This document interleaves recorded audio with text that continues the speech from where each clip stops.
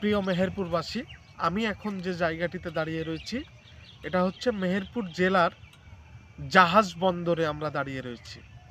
জি বন্ধুরা, আপনারা ঠিক শুনেছেন, মেহেরপুরে একসময় কিন্তু জাহাজ বাণিজ্যিকভাবে আসা যাওয়া করত।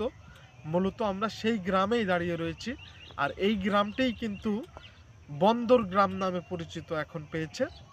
আর আমি কিন্তু সেই ঘাটে দাঁড়িয়ে রয়েছি, ঠিক যে জায়গাটায়, বন্দরের যে জায়গাটায় বড় বড় জাহাজ, বাণিজ্যিক জাহাজ এসে এখানে ভিড়ত এবং এখান থেকে অনেক ব্যবসা হতো এই বন্দর থেকে।